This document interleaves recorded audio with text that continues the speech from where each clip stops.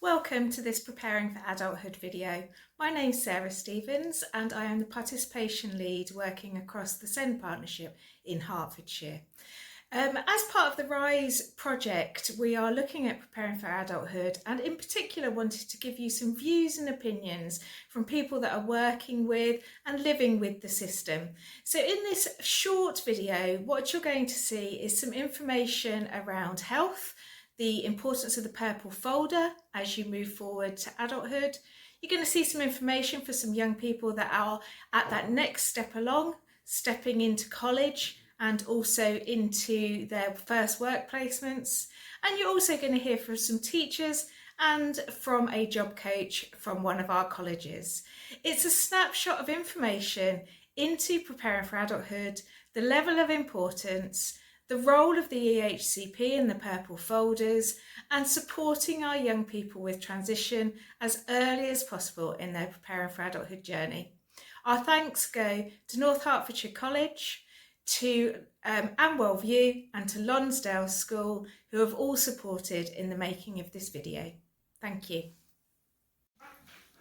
Hello, I'm Hannah, this is Sam, and we are teachers at Amwell View School, which is an outstanding school for children with severe learning difficulties aged 2 to 19.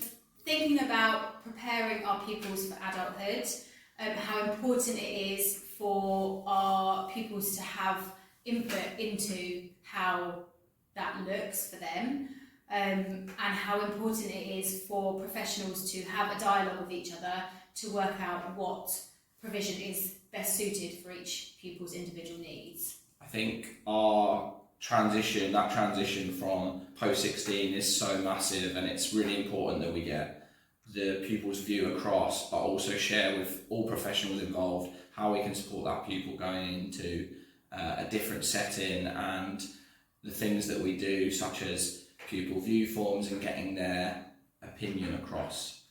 It's something that is really important to us, and it's going to be the gateway and the steps for our pupils into their future. Stepping forward into this, preparing for adulthood, they can think that they're going to immediately arrive in the job that they want. So how important is it to sort of explain that these are sort of stepping stones, if you like? Yeah, I mean, it's really important, and for a lot of our pupils, when they are told that something's going to happen, they think that that's immediate and they think that that's now. So you have to prepare them with what the steps look like. So now we will be doing this. It might be a college visit, or it might be a meeting with your new carers and staff. Next, we're going to go and have a visit. Then in September, you're going to start going to college, and then you'll do your course. So having like a visual timeline of what that might look like to support the pupils, so that they have a bit more understanding of the length of time that it might take to get to where they want to be. And if I may just ask, the importance of individuals as well, because some of our young people that we've spoken to have really said how out of depth they can feel when they go to college without a link worker that they've been used to perhaps in school. So how do you navigate that? I think it's important that, as we said, all professionals involved with understanding that pupil, who work with that pupil, who have a positive relationship with that pupil, be it parents, be it social workers, be it the teachers, be it any staff involved. The pupils need to feel supported by everyone and understood.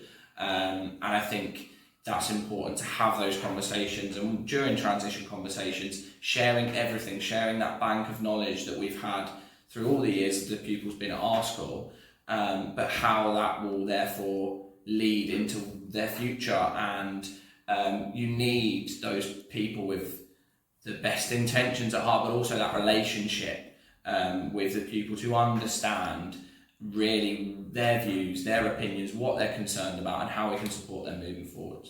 Thinking about educational healthcare plans, when is the prime time for that to be ready for their preparing for adulthood? Well, I think we start talking to parents when the pupils are 14, 15, just to start preparing them for the fact that they need to start thinking about what will happen after Amwell View and where they might want their pupil to go. Final EHCP review would need to be ready months in advance, so that setting is then named and that information is ready to share with the professionals that will be working with them at that time.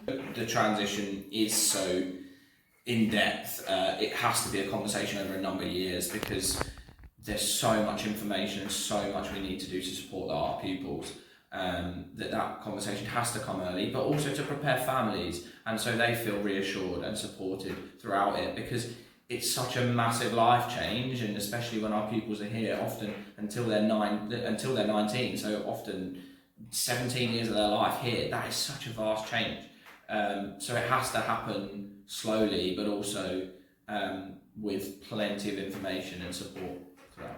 I'm Emily and I'm 16. You're 16, so you're right at that start of that journey. Do you know what you want to do when you grow up? Not particularly, but I would like to work with children with additional needs, or because I want them to feel they're not alone. And I've known so many other people with additional needs, and it's not always easy.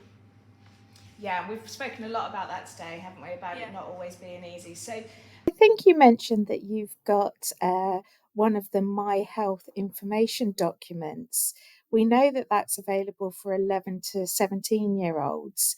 Could you tell me a little bit more about why that's important and how it contains information about your health to support you when you go and see health professionals? It has so many sections in it, but it stops me when I go to a doctor's appointment of answering thousands of questions when they can just read through my notes, especially when I go over to the adulthood, because they haven't known me. They want to know everything about my life, whereas I think actually you can read this purple fold and you'll know everything, and I don't have to explain it thousands of times to you. And I suppose even if somebody does question you, it'll be easier because they know a part of it. Yes, yeah. And would that be something you would recommend to other young people? Definitely, because I struggle with anxiety, and could be other medical stuff that I know of, I have, but I don't know how to explain it, where if it's all in writing they can just read it, and sometimes I could go to a hospital appointment and just shut down because I don't want to, my body doesn't know what to do with it. Yeah. Whereas if it's in front of them and they can read it, and they can kind of give me time to process what they've said or something. And that was something else we've spoken a lot about, is processing time, isn't it? Yeah. And that feeling when somebody asks you a question you're not prepared for. Exactly. So would you agree with others that maybe having questions before an appointment? Yeah. Or I could be asked something and I'll process it in my head, and then I'll think, okay, I can't do it. I'll ask them to re-say it or do it, simplify it so I can understand what they want of me. Yeah. So you've got an idea to prepare and time to prepare for that. Also, you're at that sort of age where perhaps you don't always want parents involved. Exactly. Would you find that because you have diagnosis, disabilities and so on, that there's an expectation that parents are there? I think they expect parents to be there because they can speak for us, but sometimes I think I'm old enough. I want to say what I feel about it, and I don't want to put so that my mum doesn't have to say every single word. That I think I could have an opinion on it. I do, but it comes from my own point of view. So when it comes to people talking to you as you go to that preparing for adulthood stage, should the default for the professional be speak to the young person first and they can decide? Yeah, because I get if we say something, and I guess if they want more details, then go to the parents because they'll know a bit more about it. But you should ideally come to us, as it's us. It's not the parent. Yeah, they've had us, but they know more about it. But if they want it from us, go to us. And if they want more detail, go to the parent. Brilliant. Thank you so much for your time today. Thank you. So my name is Alessio Trotta. My role of this course, I'm doing supported internship. So my job coach Oksana. Oksana, tell us a little bit more about yourself. I'm Alessia's job coach. So we are from North Hearts College. So you're in that middle section. You're now at college, and you're taking that step into work. And we were talking about things that have been really useful to help you prepare for adulthood. And I think you mentioned being responsible and travel training. Those were the two things. So maybe tell us a little more about those. I don't know if I can tell more about those, but maybe I can tell more about things. Maybe you need to also develop more you have to think a lot every morning how to actually get ready to go to work, also what time you have to arrive there. If you're late, how can you let someone know you're arriving late? Those type of things. So very important life skills, aren't they? Because you have to track back from the time you arrive to how you prepare. So that's really important. And how have you found that? Because this is your first step into that. My first time I did and wasn't that stressful because I know what to expect because I've learned these things in school when you're having jobs, what they need to expect from you each time. So I've been learning these things in school. So I was expecting what's going to happen. So I think what I'm hearing there then is preparation is really important. And I think we spoke about time for young people, especially young people with SEN. So from what I'm hearing, Alessia, you've been really preparing to come for work for quite a few years now. Is that right? Well, I haven't come work for 3 years, but I've learned since in school that I have to come in work for in a specific time to know that you're here on that time. Thank you very much. And Oksana, could I ask about travel training and the importance of travel training for your young people? So travel training is the basic thing we do when we start the course. And it is one of the parts of independent living skills. This is very important. So our course is based on 4 important strategies: independent living skills. Then it is employability. So it is the next step. Also, it is social inclusion, which is very important for young people with learning difficulties, and especially autism, students who have anxieties. And also it is health and mental well-being. So these 4 core things are very important when we are talking about preparation for adulthood. Thank you. And hearing that, I can see you sort of nodding along there, Alessia. So are those things you feel very important for you as you step into adulthood? So. Well, my name is Louis and I'm a North Hertfordshire college student and I'm doing supported internship. The important preparing for adulthood is thinking about your hobbies and how you can maybe transfer those skills that you have with your hobbies into work. Is that right? That is correct. And I think particularly you have hobbies in graphic design. That is correct. I like to do my own designs and that because I think it's very beneficial to me because it gave me an idea in my mind what I could try to achieve with them. Mm-hmm. And so the local offer's perfect for that because it's all online, isn't it? What do you think, other than those transferable skills, is important in coming into work?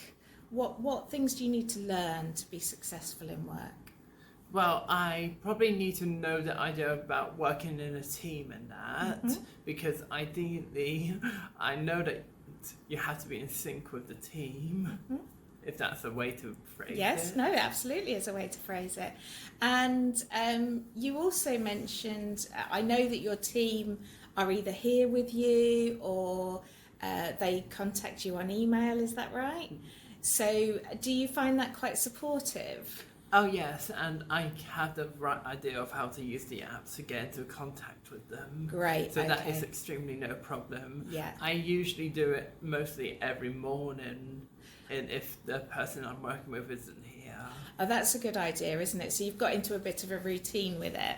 That's right. That's good. And when we're thinking about preparing for adulthood, one of the things you said was about environment. Right. And the importance of environment. So we were talking about, particularly for those with SEN, coming into a workplace can be quite overwhelming, quite anxiety rising. So what makes this a positive environment? Well, if I have to phrase it, it's You see, I don't really like crowded spaces, if that's one way to phrase it, but ideally, sometimes this place isn't really that crowded or loud or noisy, because in the office where I work with, it's mostly sometimes quiet. I mean, it can be busy once in a while, but mostly it's just mostly quiet. Yeah. And, well, it probably does get crowded in the cafeteria when it's lunchtime and that, but that does sort of make sense in a way, so I do understand that. Yeah, and I think there's other spaces you can go to eat as well, isn't Yeah. there, if you need to, and it's too busy in there. And I think you travel in from quite a way away as well, don't you? And I know change can be a bit tricky. So are there skills around that travelling that you need?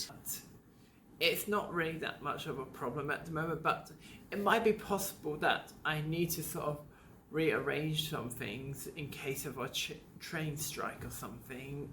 Yeah.